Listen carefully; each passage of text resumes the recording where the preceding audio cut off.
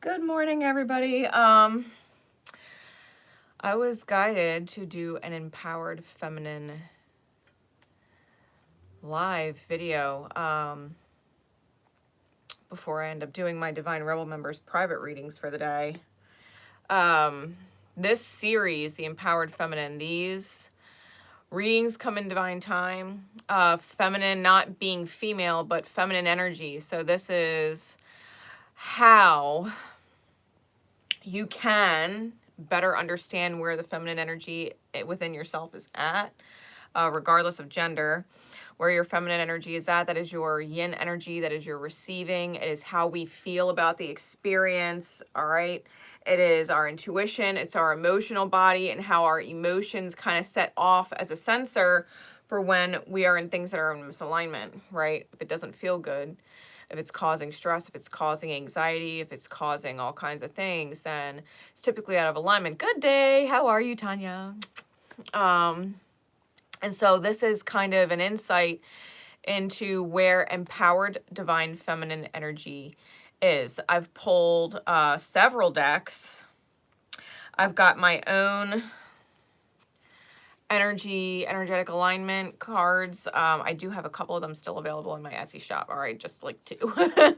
So if you want one of these decks, they're super simple. The words are clearly written. They got chakra colors and shadows on the back and stuff like that. So I'll be using that. I'll also be using a deck that I've been adding cards to and hand drawing to see archetypal type energies that are going on as well. I also have my Wild Unknown Archetype cards by Kim Krans, as well as my old school Celtic Tarot. They don't make this deck anymore. This was my first tarot deck ever. I also have the Star Tarot, my Rainbow Warrior Activation deck, and my Beyond Lemuria Oracle cards. So we're going to see what comes out with all of these decks that I was guided to give you a complete message on where the empowered feminine energy in fact is, and or give you guidance and advice on how to get into that energy. All right, empowering your yin or your heart space. So first things first, energy, please. Where is the energetic alignment? What do we need to know about the energy of the feminine? All right, so we got self-secure and self-ownership. Self-secure and self-ownership. For those in alignment, this is wonderful energy, right? Owning the self and feeling good about the self. This is sacral chakra and or root chakra and solar plexus chakra. Because they did flip out in the reverse, those who are not in this state are probably having a hard time with these energies, right? Having a hard time letting these energies be in the upright, right? Taking responsibility for the self, owning your actions, owning that if you're going to be secure in who you are and what you're manifesting and what you're receiving, right? What you're receiving, then you need to be in a place of self-security, which means you can trust yourself. You can trust that the actions you're taking is not going to sabotage what you've created, right?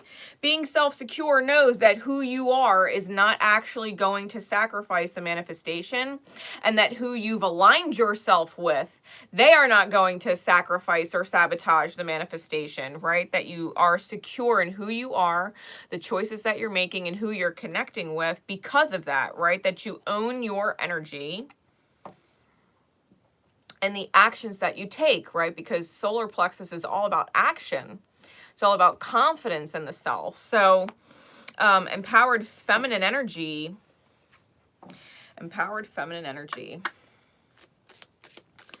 is in a good space right now. What other energy is going on for the empowered feminine? What other energy is going on for the empowered feminine? The broken mind is what is being addressed right now. Anything else? That is too many, but we will take these. Broken mind again. There's 2 broken minds that I put in this deck and the alchemy set. So these are the 3 cards we've got coming out here.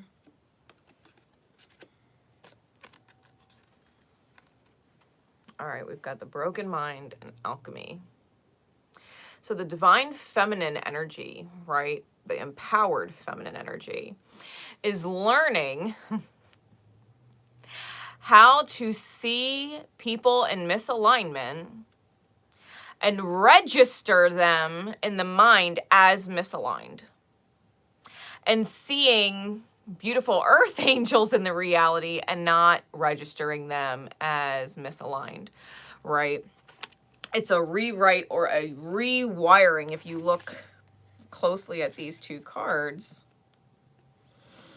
you can see how it's the perception, right? The energy that we receive and how we compute it when we, you know, see people take certain actions or when they take certain words, and we're just like, you know, is this person genuine? Is this person a liar? Yes, this person's real when they're not. Like, the divine feminine energy is getting really good, or at least working on being really good at seeing people for the energy and at the energy that they are, not what we want them to be.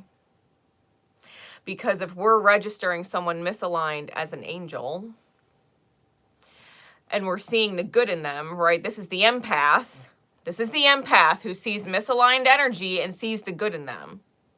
Wants to receive the good in them. This is the narcissist, all right, who sees the angel and registers them as a threat, right? Registers them as someone who's going to hurt them. So we have the empathic mind and the narcissistic mind, both of which are broken when they commit to energies that are not in alignment, right? It's a misperception or a false registering of the energy that is actually in front of them, right? The reality for what it is. So these are the energies that we are working on. Alchemy is going through the process of that rework, right? Taking what the original mind was as a broken mind, right? The empath or the narcissist that doesn't know how to discern who is good and who is not and ends up hurting in the end, right? And going through this alchemical process in order to come out on the other side, which is not broken, right? Where you see people for the energy that they are at, receive them for the energy that they are at, and treat them accordingly, right? Or allow them in your life and in your energy accordingly. So let's see here. What do we have going on with the Celtic Tarot? Really, I've had this deck since I was fucking 12. I've had this deck since I was 12. Was my first tarot deck. So what is going on, Spirit? What is going on?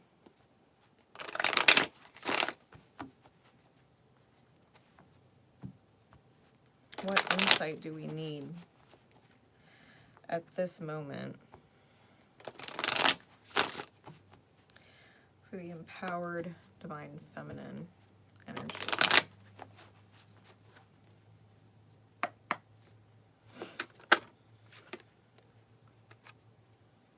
We've got the Ace of Coin,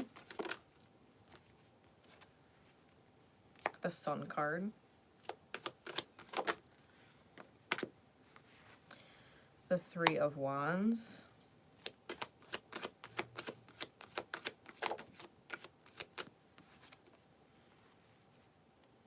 the Six of Coin,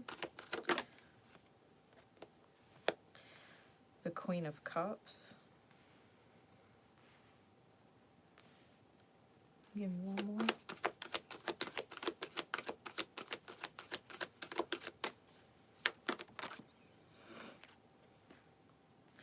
And the Empress.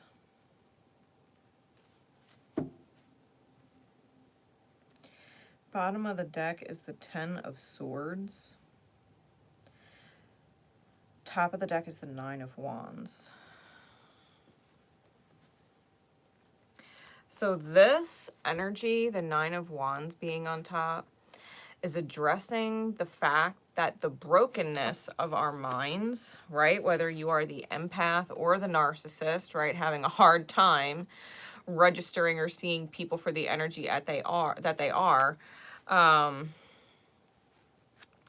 this is knowing that you can't continue to do that, that doing that is in fact self-sabotaging, right, that it results in failure and stagnation, right? It results in failure and stagnation with the energies on the bottom of the deck. So if you can accept that you are capable of healing, right? Your perception of healing, how you register other people's energy, of trusting your discernment, of taking people for face value, you will be in a position where this process, this alchemical process, is much easier for you. Just knowing that you can't continue in the way that you've been doing things is the first step, right? Because that's acknowledgement. Looking at the cards we have down here, the Ace of Coin, the Sun, the Three of Wands, the Six of Coin, the Queen of Cups, and the Empress.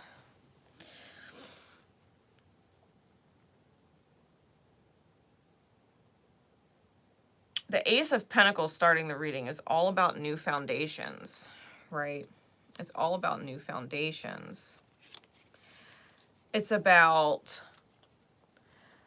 it's kind of like the energy that you would feel after a tower moment, right? When everything has been razed to the ground, right? R-A-Z-E-D. When everything has been razed to the ground, you have this new beginning, this new foundation to build on. And I feel like this sense, I feel like there's this sense of optimism, right? So being in this vibration of alchemy, right, and healing, it's having this sense of optimism or faith in the self that you can do it, right? That confidence energy, because the sun also resonates as solar plexus. So being secure, right, in the self is in fact the foundation. And then owning the fact that you are choosing what is essentially your journey and deciding where you want to reciprocate, right? Where you want to water and who you want to water with the Queen of Cups. Because the Queen of Cups is a nurturing energy. She's a giver, right? She loves, she holds compassion and consideration. She is not the kind of person, especially in the upright, to hurt the people that she loves with her choices, okay? She's also unwilling to hurt herself, which, as we get into this Empress energy, there's this huge focus on what is essentially the silver headdress, like the headband.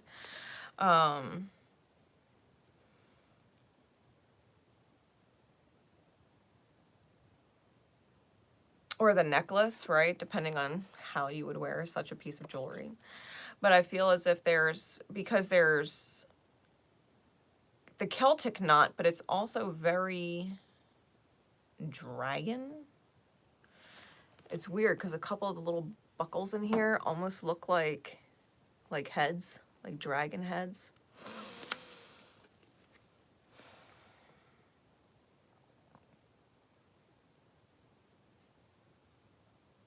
It's like wearing your energy and wearing it proudly. The 3 stones is a union of energy, right? And it's like wearing it proudly. What happens when you marry the mind and the heart space in order to align that kind of authentic inner child in its highest light? That you can, how do I want to word that? How do I want to word that, Spirit? that you can allow yourself to move forward in life interacting with people, knowing that you are not the source of pain, that people are the source of their own pain, and that you are no longer willing to accept in personally the pain of others, and no longer take responsibility for the healing of pain that is not yours, right? So it's knowing that there is pain in the world, that you can see it for what it is, that you don't feel the urge to save or heal anybody, knowing it's their job, and not taking it personally if they react to you for not wanting to save them, right? For them blaming you, or, you know, being aggressive or slandering or whatever, having a false opinion of you because you didn't want to save them. Right. Oh, we got the castle from our archetypal energy cards. Look at that. We got the castle. So let's read what the energy of the castle is, because I know it fits. I know it fits. Card number 43.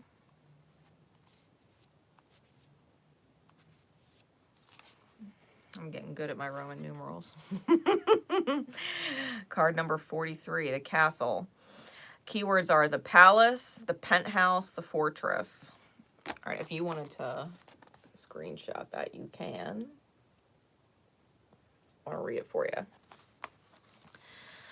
So it says, it's no wonder fairy tales tell of sleeping princesses within castle walls. Like most archetypes, the castle is loaded with duality. It represents abundant riches, seductive fantasy, ornate wonders, and lavish adornments, yet the walls are thick, cold, and shadowy. This card points to a tendency to hold on to possessions, quite possibly a literal home, or position that project the image of achievement, while the soul longs to run barefoot in the forest, leaving it all behind. At times, we must quote-unquote settle down, yet the castle lulls us with its spell of materialism, and we fall asleep to our deepest dreams. The castle can be a motivating force, an enchanting goal to travel toward, but it is best not to linger within its walls of decadent deception for too long. When light, it is visiting your throne of power. When dark, it is stuckness, depression, spells, and walls. If you'd like to go deeper, you can look into Rachel Whiterid's House or Peter Bruegel's The Tower of Babel. It also says, if this card appears with a king or queen, know that you've entered into long-standing family dynamics that include property and power. So we do have Queen and Empress on the board. It says, notice how castles are designed to keep things out. They defend, they separate. It is likely there is connection and community beyond its walls that will revitalize you. So this is acknowledging that, you know, talking about the duality of the castle, right? Keeping things out, but also being protective and also having everything you want within it. Knowing that there is a place where you can find an integration of both of those energies, especially with this reading, right? We're talking about people. And some people are misaligned and some are aligned, right? Some people are healthy for us and some people are not healthy for us. Some people benefit our energy and they serve in the highest good and they want to see us succeed and thrive and be happy. And other people are selfish and are using us for whatever their own self-motivated purposes are, right? There's two different kinds of people in the world. People in alignment and people in misalignment. And so the castle, right, is remembering that you can, in fact, go out into the world and meet people and know the difference, right? That is the whole point of this energy, that you can figure out where on this new foundation you are, right? This new foundation with the Ace of Coins, and that your light allows you to see who can reciprocate and water you the way you water them, and help you grow, right, from a Queen of Cups into an Empress energy, and who would just take, to be able to trust yourself, right, to know that there are truly two different kinds of people. There's empaths and narcissists and different grades of them in between, right? It's a scale. It's a scale. But both ends of the spectrum are broken. It's kind of like politics. There's a whole grade of things in between, but there's a far left and a far right, and neither of them got it right, right? So empaths and narcissists are no different. They're the far left and the far right of the spectrum, and then there's a whole bunch of gradation in between. Knowing that both far ends are broken and need to find peace somewhere in the middle is essentially where the empowered feminine is at. So I want to get some more clarities on each of these cards out here. I think I want to get 2 clarifying energies for each one. Let's get specific. Let's get specific. All right, Spirit, please. Give me 2 cards to clarify the Ace of Coin.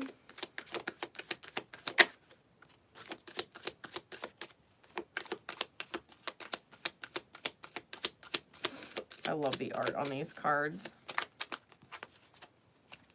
Yeah. We've got the Princess of Coins and the Nine of Cups. The Princess of Coins is all about creating and seizing opportunity for wish fulfillment. We're at the Nine of Cups. Okay.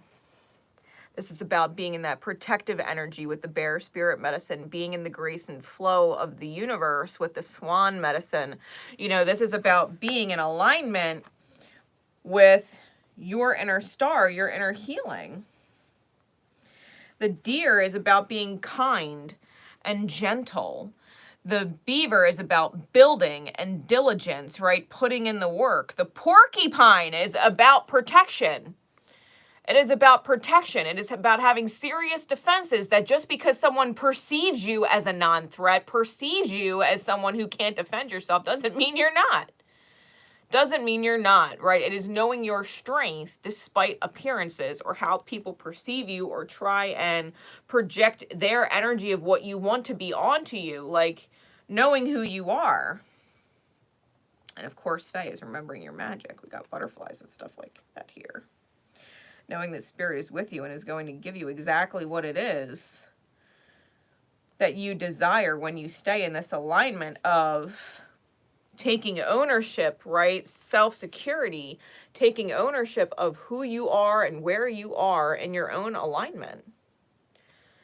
Not being swayed or convinced by someone else that you are less than or different than you actually are.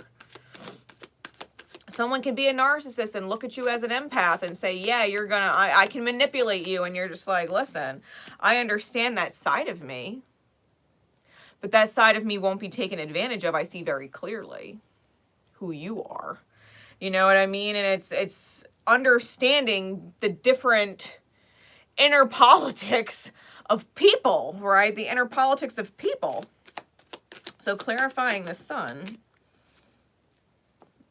All right, we've got 3 cards. We've got the 4 of Wands, the Ace of Wands, and the King of Coin. Clarifying the Sun. All right. Again, with this bear energy. The 4 of Wands.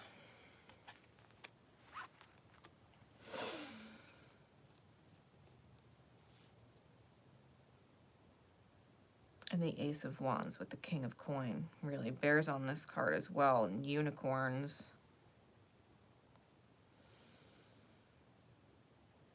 Really, the unicorn is kind of camouflaged because this whole energy down here, this whole thing is the unicorn, and that's its tail. But it blends in, right? Minus its head, which is clearly distinguished. But I'm feeling like the Sun card with these energies, it is knowing that you are the spark, or the initiation, the ignition of your own joy. It is knowing that your stability is a high manifestation, right, with the King of Coin, and that the peace and the stability and the joy created with the Four of Wands cannot be disturbed. It is acknowledging that you are divinely protected. Acknowledging that you are divinely protected. And that there is nothing and no one that could actually disturb the spiritual stability that you've created within the self and how that stability has manifested in the outer experience. Right? If you're in alignment here and create a manifestation that's in alignment out there in the outer world, if your energy in here cannot be disturbed, neither can your manifestation. Right? Being in this light energy.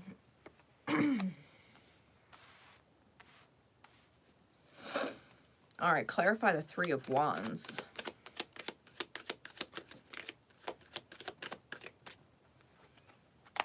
We've got the Two of Swords and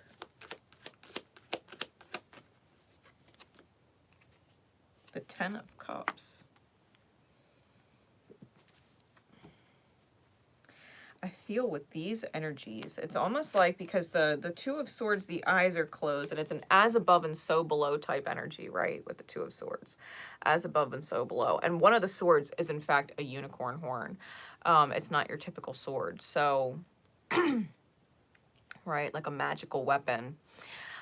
Ten of Cups has this portal-like energy around it, this rainbow energy, and the celebration of, you know, this kind of peace. The celebration of this peace. You know, the gentlemen on the card, they're both wearing crowns, masculine, feminine. The children are with. One looks like she's dressed like a strawberry. It's super cute.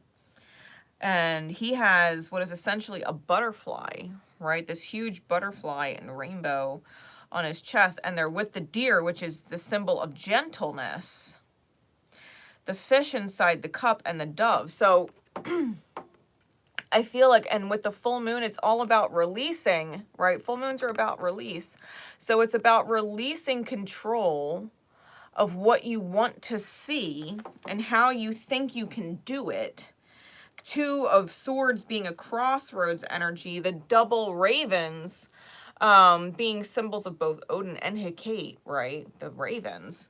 And allowing the path to kind of unfold for you, knowing what it is you want to receive and trusting yourself along the way. Because if you're holding a vision of happiness and bliss and happily ever after, whatever that happily ever after actually looks like for you, because it's different for everybody. If you're holding this vision of happily ever after, you've got to trust, if you never actually lose sight of that vision or change it, that you wouldn't change it. Because someone can come into your reality and all of a sudden your dream changes. If your dream changes when they enter the reality, they were never a part of the dream you were holding. If your dream has to change to fit them in it, they were never a part of it. Think about that. If you can hold the same dream, never lose sight of that dream, that vision of your happily ever after. Anybody who is meant to be a part of the dream will find a way to fit into your dream. They will flow into your dream. You don't have to change the dream to fit them in it.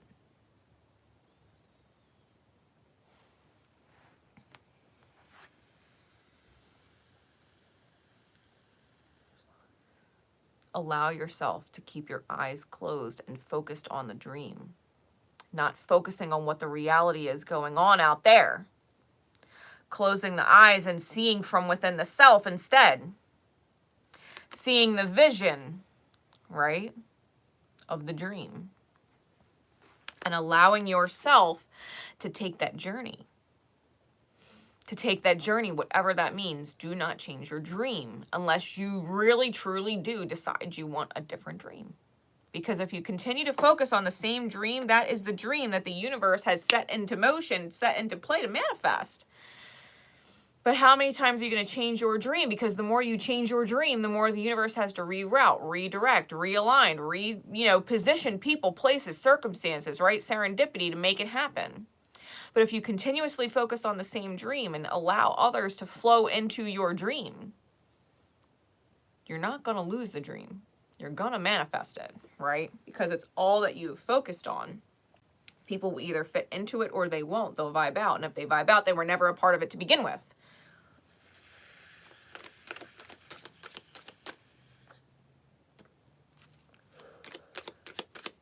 All right, clarify the Six of Coin.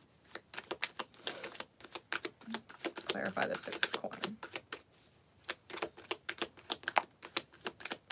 We got the Six of Cups and the King of Swords.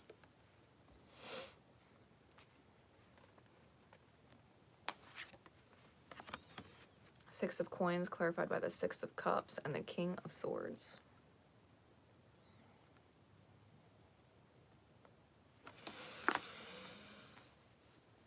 Reciprocity. Six of Coins, right? Reciprocity. With this highest of soulmates, right? Flying on this unicorn. They're magical companions, right? Their energy together, it's very magical. Flying over the sun.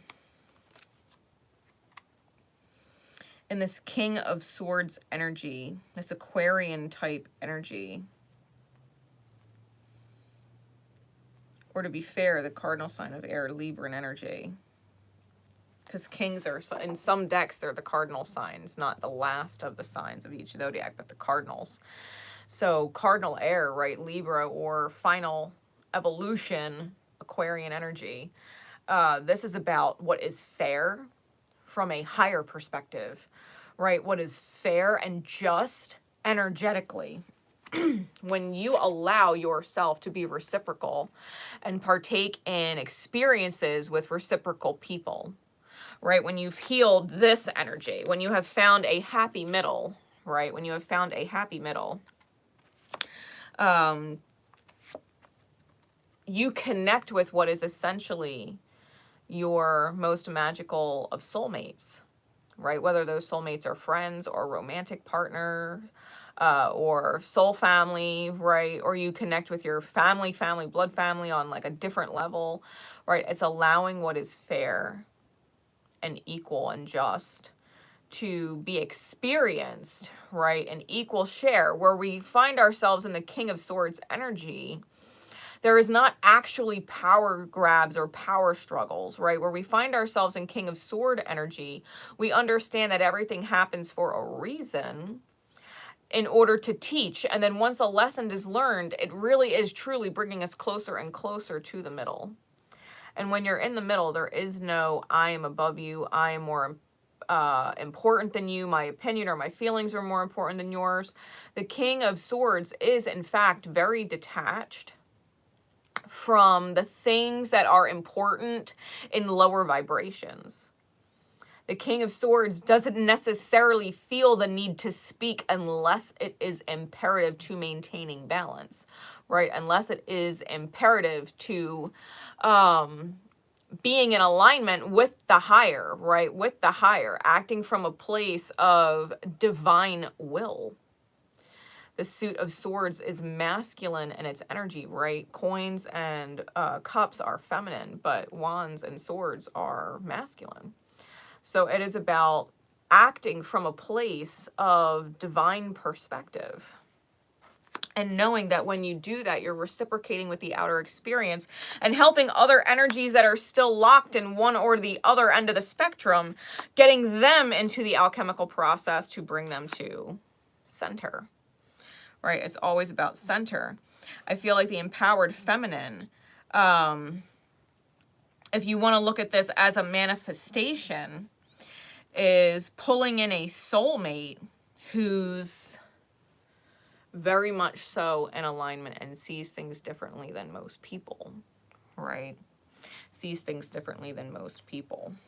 So clarify, please, the Queen of Cups for me, Spirit.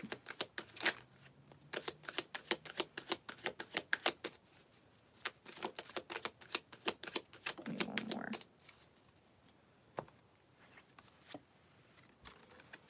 We got the Ace of Coins and the Seven of Swords for the Queen of Cups.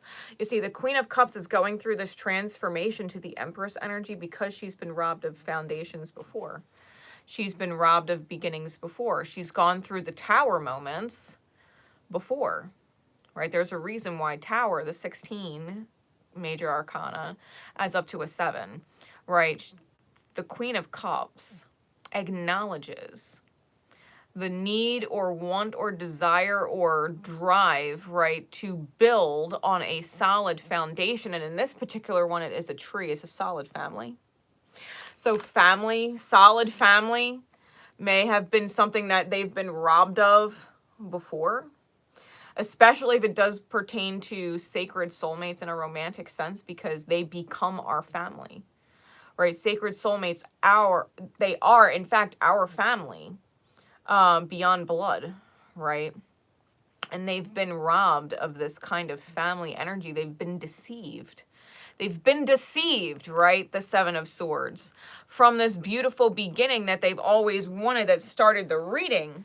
And so now the Queen of Cups, they have this soulmate, right? The 2 cups here on the table, there's 2 cups there. This Ace of Coins that they want. The 2 cups on the table, they're pouring into their own cup. There's 2 cups that represents a soulmate. They're pouring into their own cup. The Queen of Cups in this particular deck is not playing games. They're creating a new foundation from a place of self-nurturance, understanding, because an empath or a narcissist, no matter which side of the coin you fall on, an empath can say, I'm going to love and nurture myself, and I'm not going to connect with people who manipulate or take or abuse me in any which way, shape, or form.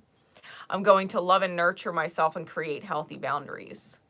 A narcissist can look at someone who is giving to them and nurturing them and say, I'm going to nurture myself by allowing myself to be nurtured by them and nurture them in return so that I don't lose them.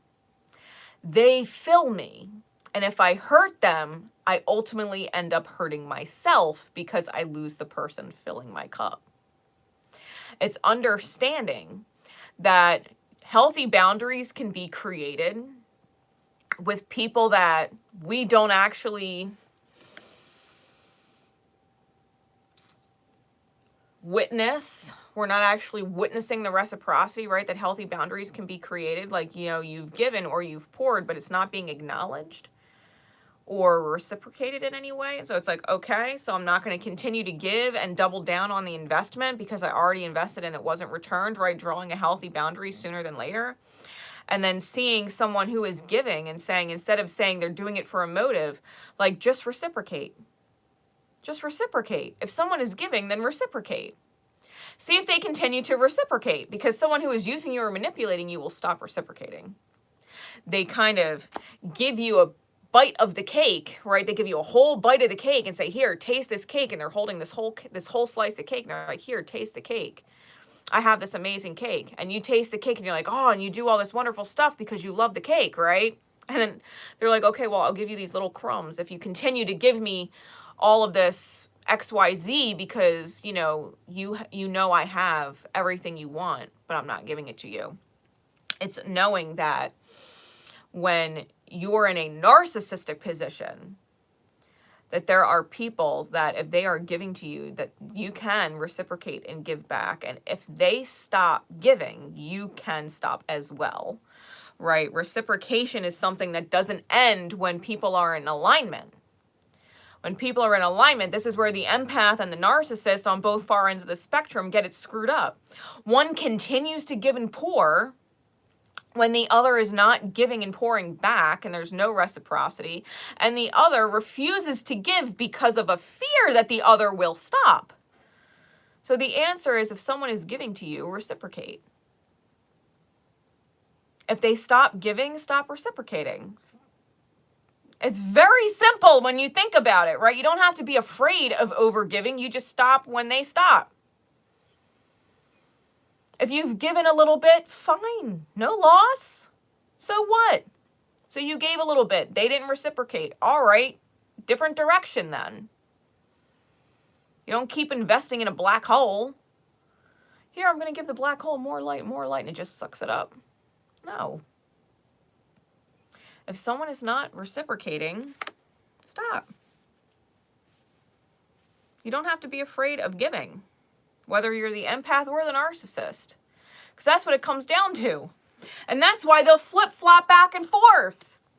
A narcissist will become an empath, and an empath will become a narcissist in different dynamics.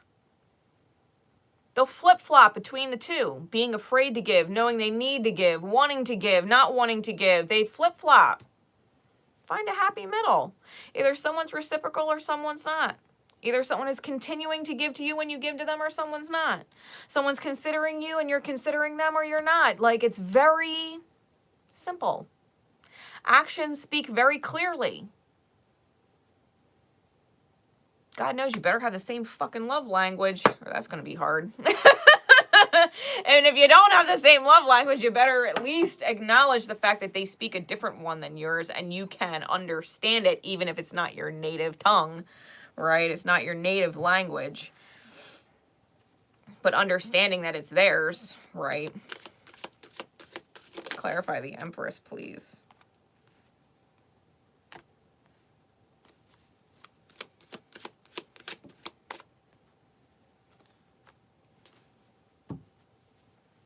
We've got the Empress and the Magician.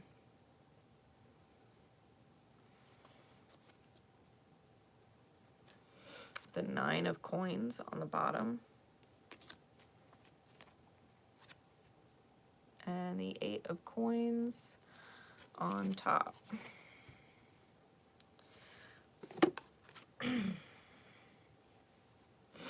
Nine of Coins is about sovereignty. That's the whole point. Working on, right, Eight of Coins, working on due diligence, right, that beaver medicine we were picking up on earlier. Due diligence, working on sovereignty. That other people's energy does not affect you. It doesn't throw you off. If someone stops giving to you because you weren't reciprocating, well, you can't get all upset, and have your energy knocked off and start, accusing or blaming or projecting or whatever, hurt at that person like they were giving and you didn't reciprocate. And it's got to be fair. It's got to be fair.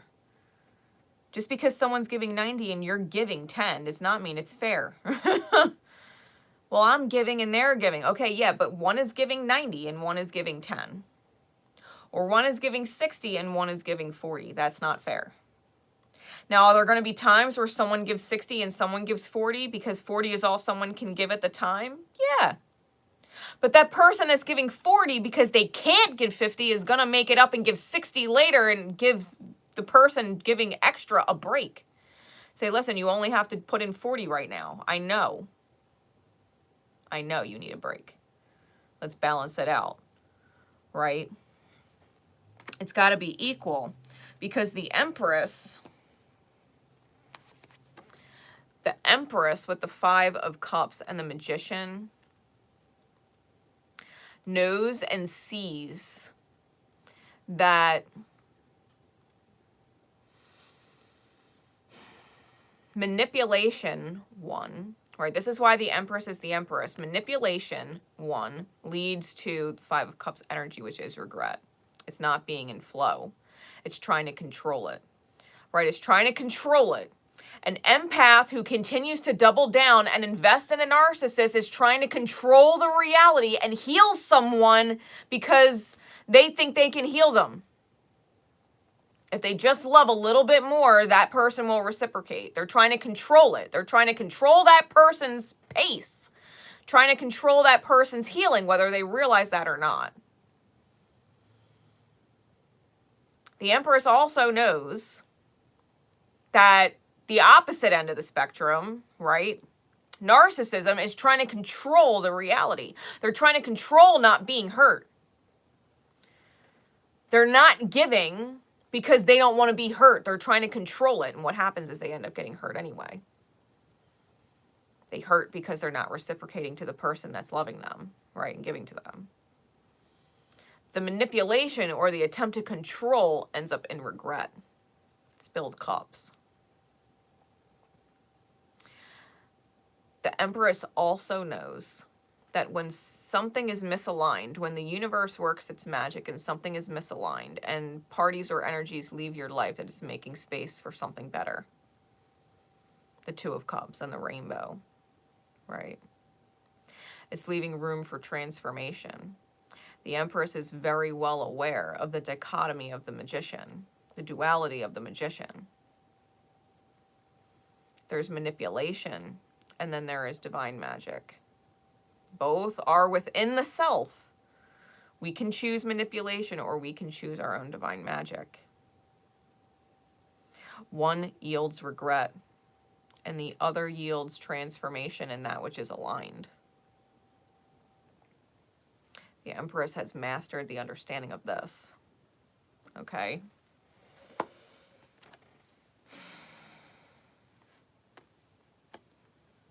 The Empress doesn't get butthurt over people who they gave to and they didn't reciprocate. They're just like, all right, well then that's not the direction to give. That energy is non-reciprocal. That is not the energy to give. If or when they reciprocate fairly,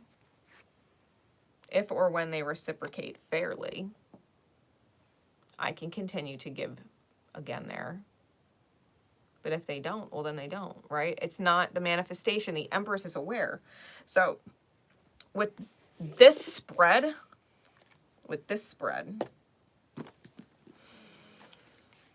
the protecting of the self, the security of the self, the ownership of the self, deciding for yourself what does and doesn't feel good for you.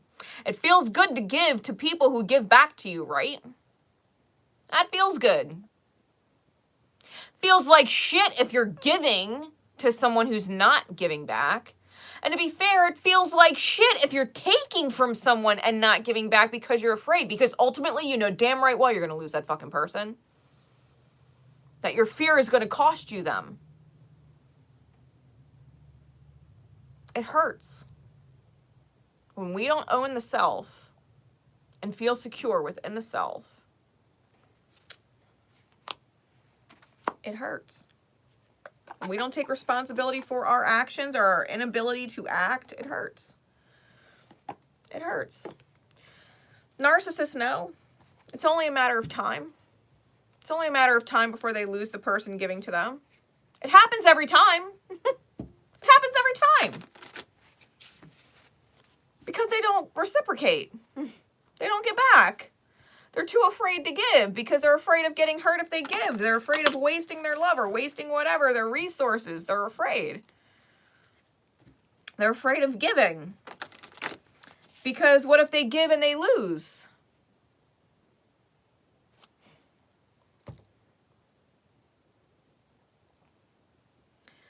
They set themselves up for loss indefinitely.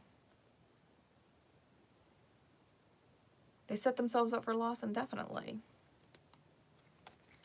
An empath will always move away from a narcissist. Always. And when an empath decides to draw healthy boundaries, a narcissist will always move away. Why? Because they're afraid to give. They're afraid to give. It creates nothing but loss. Creates nothing but loss on both ends. Because the empath just ends up giving for what feels like nothing. They give for nothing is what it feels like. Right? I've given all of this energy for nothing. If you trust who you're looking at is who you're looking at, and you're registering misaligned people for misaligned people, and you're registering, you know, your earth angels as earth angels, then you can trust yourself. You don't have to be afraid to give. You just have to understand who is reciprocating and who's not.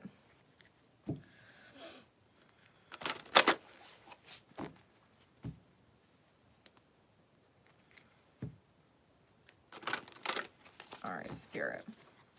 What card above all others from the Rainbow Warrior Activation deck for this thread? Our Empowered Feminine.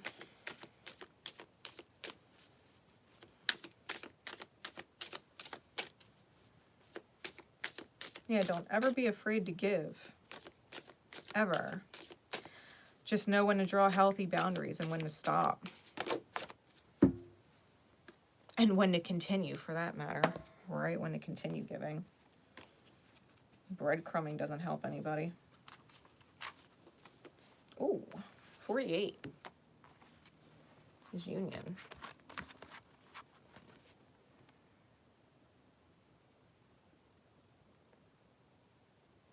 All right. So union.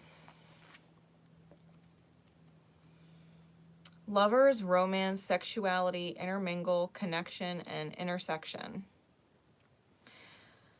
Just sexual inspiration was on the top of the deck with honesty underneath when I had pulled the energy alignment deck. So I think it's interesting. So love's first connection with a partner is deliciously profound but ultimately fleeting. Romantic sexuality offers an opportunity to cultivate unspoken understanding, but it's the job of each partner to seize the opportunity. Connecting with others ideologically, emotionally, spiritually, or physically doesn't guarantee agreement. However, it can give a deeper understanding of one another, promoting love, compassion, and forgiveness. Choosing this card today augurs the need for some form of unification relating to your current situation. Allow yourself to meditate on your heart's desires and what it means if it were to be fulfilled. Remember, relationships with others are the way we learn compassion for ourselves.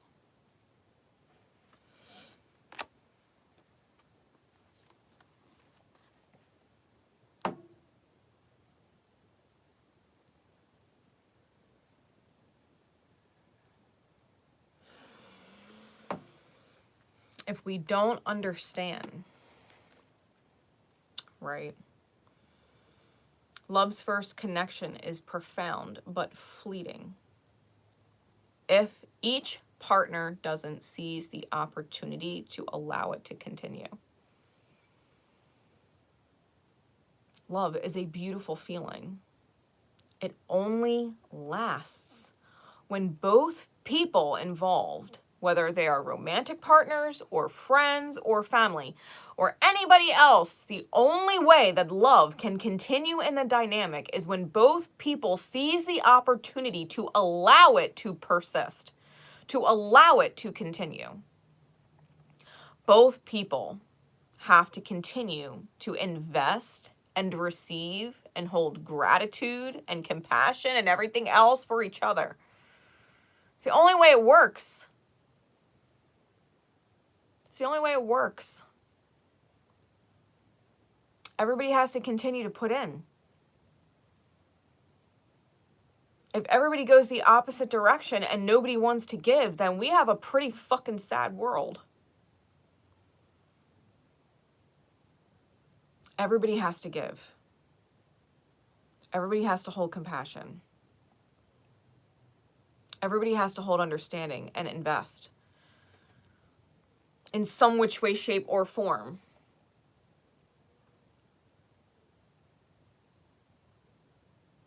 Have healthy boundaries. Find the givers. Reciprocate with them. Don't try and force healing on someone who ain't fucking ready or don't want to. Some narcissists are quite content in their narcissism and deal with the suffering that they endure losing people that love them. Losing people that wanted the best for them, that wanted to take them out of their pain. Some people would rather just feel the pain of loss, of someone else than give and feel the initial pain that shunted them into being a narcissist to begin with.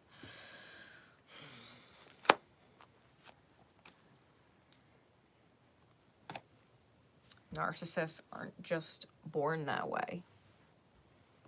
Neither are empaths. Neither are empaths.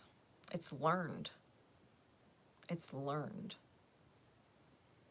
Narcissists grow up in situations where there's a lot of damage dealt to the psyche. They go through situations where they are giving and go through a traumatic experience or multiple traumatic experiences that teach them that feeling and giving emotions is a terrifying choice. Because the loss, right, the loss of it, it's extremely painful. They're taught through pain. So are empaths. Empaths grow up in experiences where they're constantly trying to mend very turbulent people.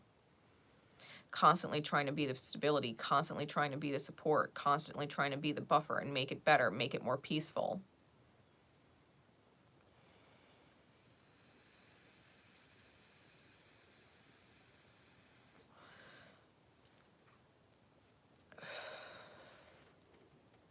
Hold some compassion for each other. Like if a narcissist could look at an empath and say, wow, you must have been through some traumatic shit. You must have been through some traumatic shit. You must have witnessed some crazy shit to want to heal someone as turbulent and chaotic and wounded as me. Someone who has gone through some crazy shit themselves and is unwilling, right, to go back to a naive state. They view it as naive. They view empaths as naive. You're naive, right? You care and you give to a world that will never give back to you, that will never stay anyway, right? That's the perception. You're naive. You can give and give and give and people leave. So do you want to be a giver or a taker? Like, that's the narcissistic perspective. I'd rather be a taker than a giver. At least a taker gets. Just so happens they hurt everybody, including people they do actually care about, because they're not void of feeling. They're not. Even sociopaths have people that they love and trust. And they can fuck it up with them. Trust me. They will fuck it up with them in their own self-interest. But I digress. Beyond Lemuria. What card above all other, please? Spirit. To conclude this message. Well, that's a chunk.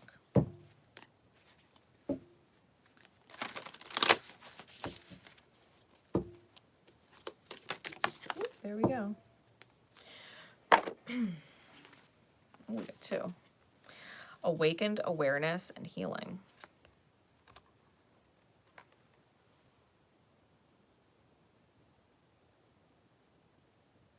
Look how pretty these are.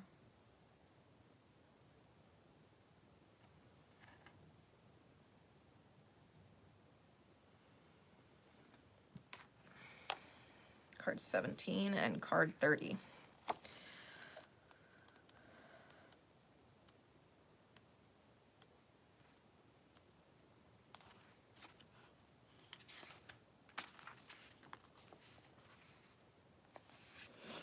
Awakened awareness.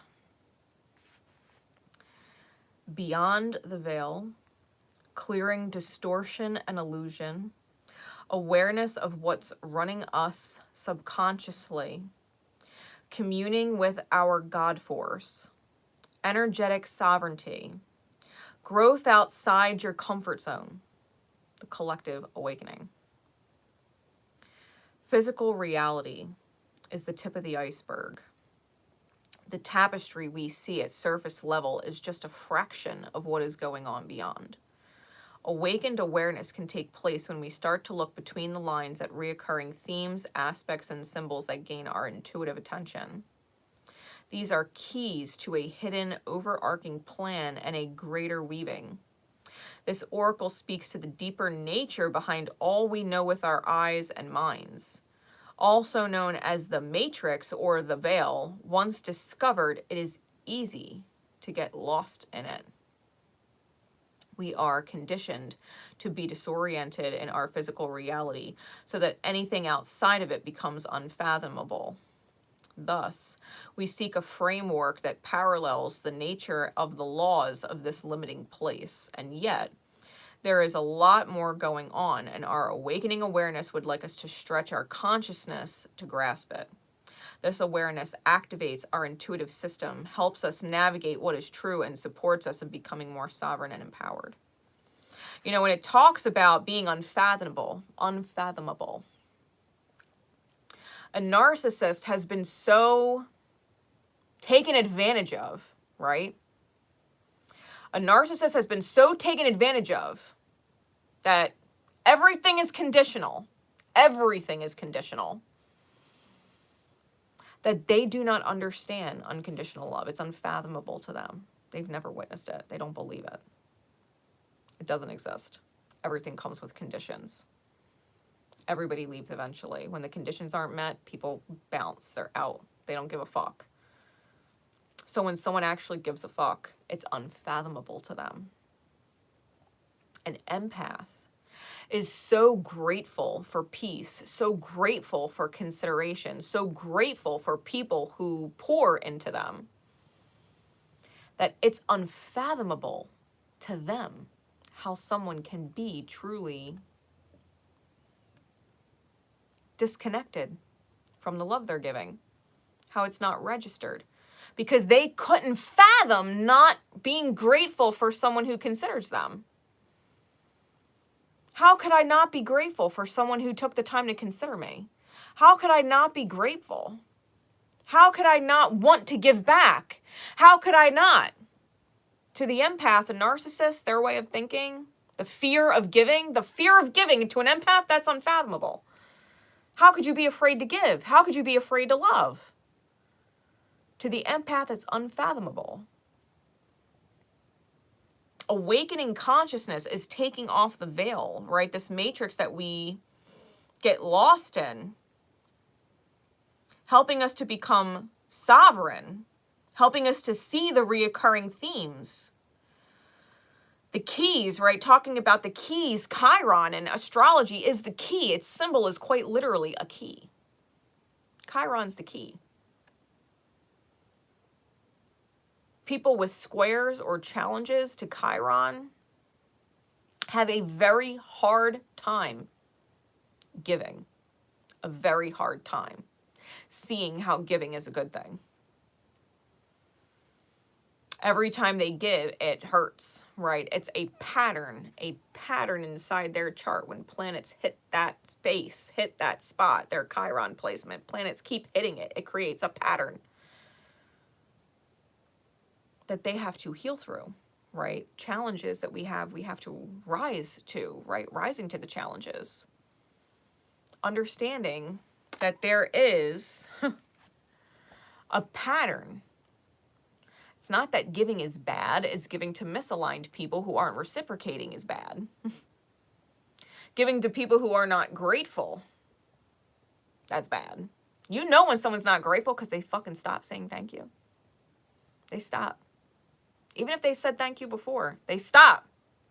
People who are not grateful stop saying thank you.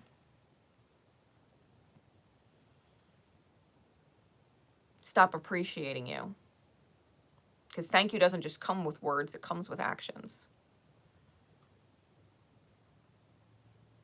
But a telltale sign is when literally someone stops saying thank you. Or has never said it. Or has never said it. The narcissists in my life have rarely, if ever, said thank you. But if I get on the phone with Tanya Tomes and I have a conversation with her for 1, 2+ hours, the conversation doesn't end without saying thank you, I love you, like thank you for being here today, like thank you. The conversation doesn't end without an exchange of gratitude. I'll talk to Tanya all day. I'll talk to Tanya all day. You know, it's about understanding. It's about understanding patterns so that we can become more aware and become less ensnared by this program, right? If you think about the solar system, a system is a program. It's a program. It runs on a pattern. Once you understand the pattern and how the system is working in your world, you also know how to best use the program you've been given to serve in your highest good. If you know what challenges are out there, what challenges, what squares are in your chart, you know what challenges need to be risen to. You know where you actually have to consciously focus and make effort to see a pattern. Things that are in trine, things that are in positive aspects, that's your benefit. If you want to heal something that's trining something else, get into alignment with that energy. It will help heal it. Like Jupiter in my fucking chart, Jupiter and Aqua, fucking trines on my Chiron Lilith conjunction. Trines on it. If I want to heal that stuff, I have to get into my collective humanitarian consciousness, right? It's in my 8th house. It's what I inherit from the divine and give for others to inherit. It's legacy, right? 8th house, it's legacy. If I stop teaching, if I stop my Jupiter and Aquarian energy, if I stop it, I also stop the healing going on in my 12th house, which is where I'm most afraid to look. The 12th house is undoing. It's our fear that undoes the reality. Know your charts, guys. Know your charts. Know your charts. All that energy is also trining on my Mars and Libra. It has to be fucking fair. It has to. I'm extremely passionate about that's fair or not fair. It's not fucking fair. It's in my 4th house, right? My 4th house of the home is naturally Cancer ruled. Like, understand your birth chart, guys. If you don't know what your chart looks like, send me your birth information, day, time, and location via email. I'll send you a screenshot of your chart. Do your research. Do your research. Get to know your program. Get to know yourself. Let it work for you. Let it work for you. Instead of having it work against you, right? Feeling the resistance, right? Feeling the resistance. It's so much easier to be in flow when you already see the pattern of the challenge arise and know in advance how to handle it. How to handle it. Like, oh, I've seen this pattern before, and when I tune into this energy or this aspect of myself and I take actions in this way, I'm better off.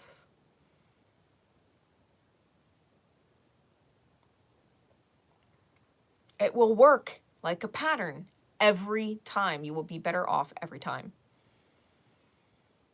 Every time. Like, I personally, you want to get this, right? We're going to go off on a little bit of a tangent here, because that is the end of the actual, well, we got to get into healing, last card. But I'm going to go off on a tangent for a second. So I don't actually have any significant earth in my chart, okay? Earth placements make it easier to manifest and maintain a financially stable reality, okay? My house of possessions, dominated by Leo, but ruled by my moon. My Cancer moon and rising, my moon is at the 29th degree and technically in my 2nd house of possessions. Very emotional, that I have to be locked into my 1st house energy, my self-love, self-nurturance, right? Cancer self-energy, in order to click even close into my 2nd house. It's dominated by Leo, which is opposing the Jupiter and Aquarian energy. People in general have proven over the course of time, because my second house, outside of my moon in Cancer, all of that Leo energy is empty. I have no Leo placements. Dominates my second house. I don't gain possessions or financial stability by being what is essentially someone in control.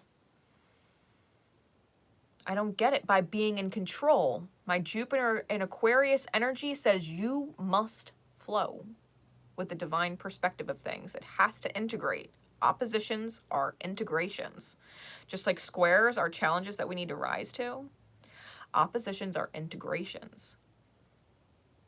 I can't. In order for possessions to come into my life, in order for things to manifest, like my brand new fucking car, or all of the stuff that I have a whole fucking house worth of shit I fucking bought. In order for me to manifest things and not lose things and have an empty house, I literally have to surrender and release control to the higher perspective of things. I have to be able to see.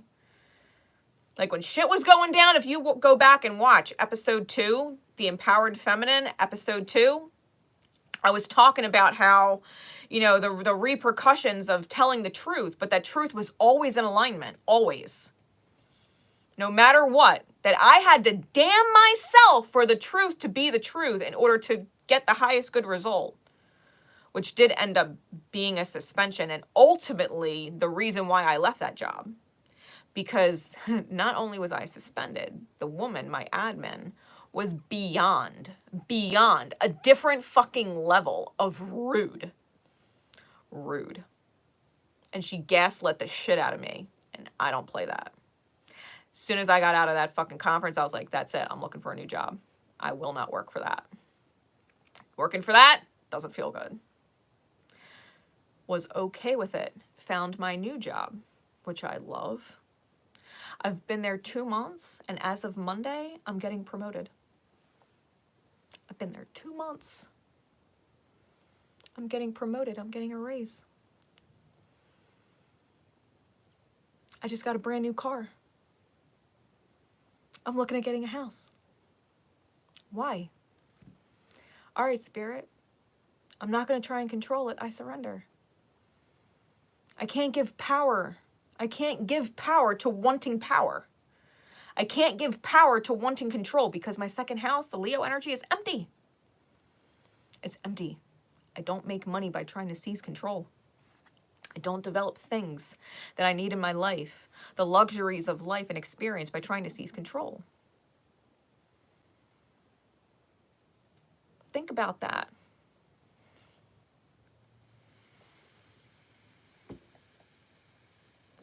Know your charts.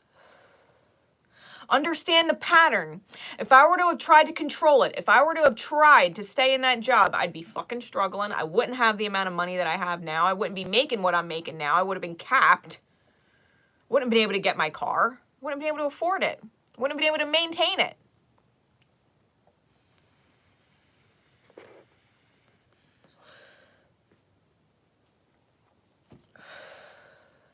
I fucking love my life.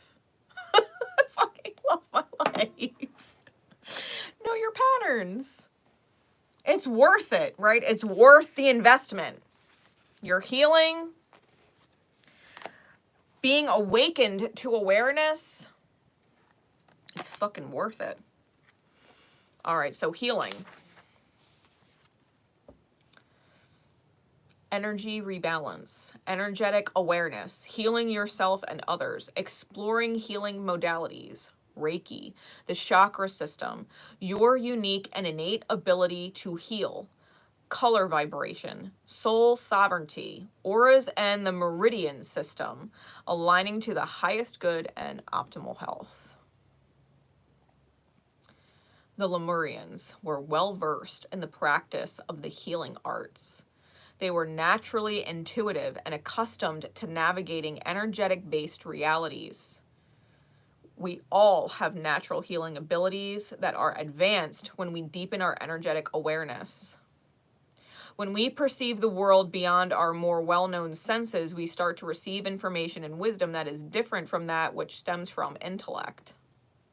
By tapping into life force consciousness and using this abounding energy alongside focused intention, we find that anything is possible. You may already practice a form of natural healing, but find you sometimes feel quite drained. If this is the case, ensure the energy you are overflowing comes from an infinite stream of abundance, universal energy, rather than using your own resources. You may want to imagine the brightest, most loving, imbued, luminescent light flowing down from the heavens or the center of the universe, and alongside any healing intentions, include the statement "for the greatest good." Many healing modalities work with high vibrational energies. It can be wonderful to explore these in conjunction with your current practices.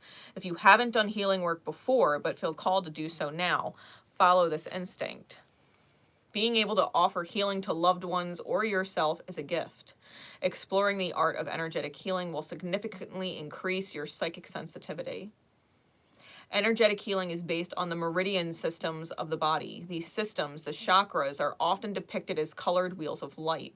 Each chakra connects to the organs of the body, emotions, and related characteristics. Emanating from these powerful vortices is the energy field known as the aura. It is possible to train yourself to see the electromagnetic field around the body, and it can be photographed. The appearances of the aura is influenced by the chakras. Muddier or darker colors in the aura might imply some spring cleaning is in order. Color is how we perceive light frequencies. Every color has a different vibration. Crystals are formed through vibration, and each carries its own frequency. Crystals are often used in spiritual healing because they hold the frequencies to bring the chakra points into balance. Sound healing is another example of this. Immersion in a sound bath experience aligns the brain waves with frequencies conducive to self-healing as well as body and energy wholeness. We feel, hear, and receive the sounds that are organically aligned to the same frequency they resonate at. Many tools can help us restore our centered state of balance and our access to life force power. When we engage them, the benefits will flow on to others.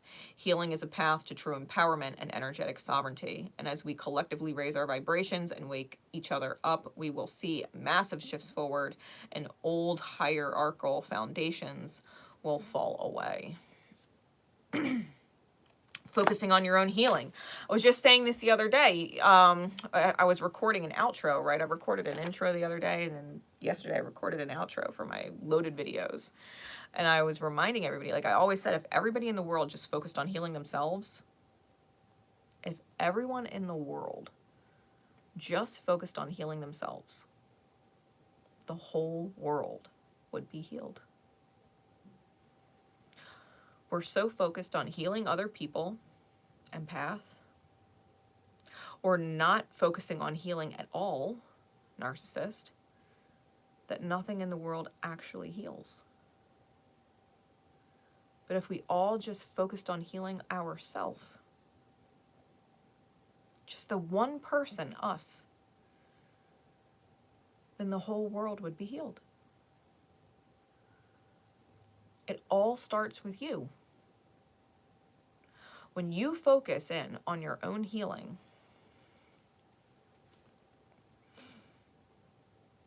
it's like the first domino getting set off, because every action and choice you make from your own highest good ripples in the highest good of all, collectively, because we're all connected.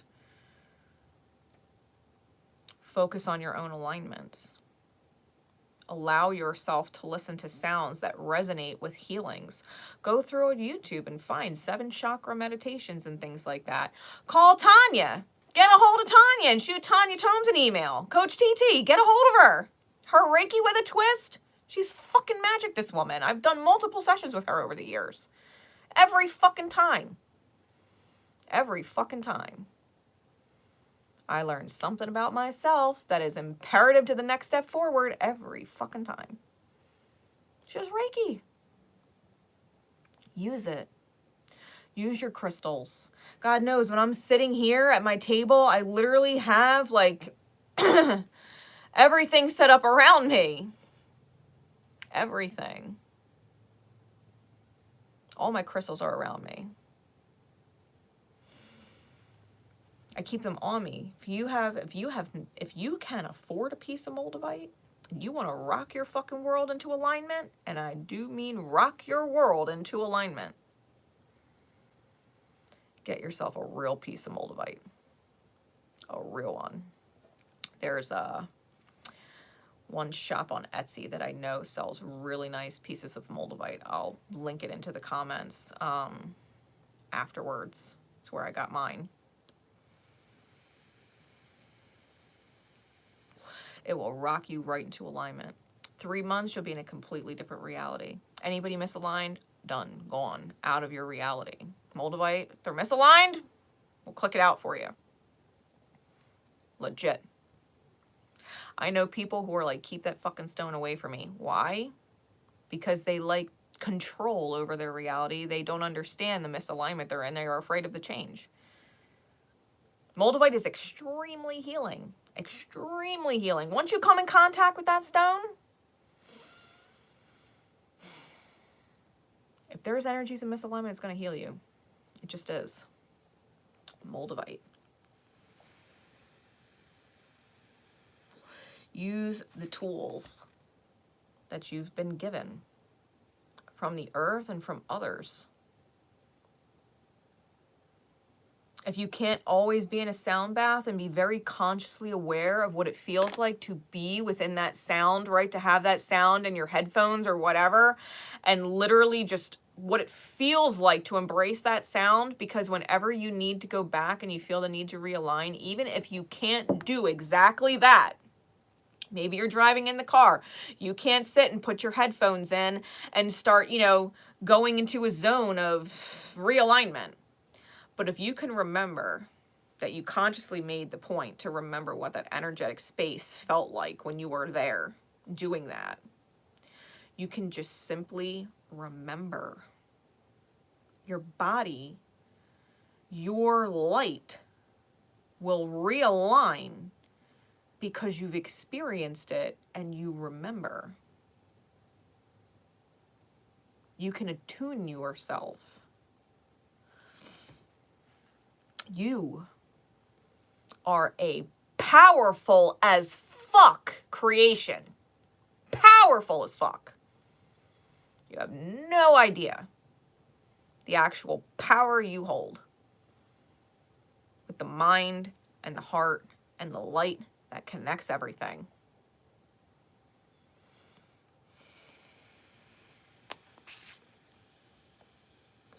Awaken to the awareness of yourself. Awaken to it. You are a powerful source of light and energy here. And you're not connected from anybody else. You can tune into divine consciousness at any given time you fucking want, right? That white light coming down and filling the self, that stream of source energy coming through your being and connecting you to the fucking earth. Grounding it out, becoming super present in yourself and your highest energy. Clearing out. Spirit, thank you. Thank you for reminding me the source of energy that I come from, that is a part of me, that I am not separate from. Thank you for filling me and It's my alarm. I got to go live for my Divine Rebel members soon. It's their personal reading day, right? On Sundays, my Divine Rebel members, they have an opportunity to get a personal reading. I pulled from my, I had this custom box made. It's my Gratis Eternum box, as you can see. And all of their names are in here. And I pull one every Sunday, and I do a personal reading for one of my Divine Rebel Diamond members. If you want to join, it's not too late. You can definitely hit it and get it in the description. It's in the comments. You can join. It's just $5.99 to join. So I'm going to wrap this up now, and I'm going to get ready to do that. I love you all, and I will see you next time. Take care.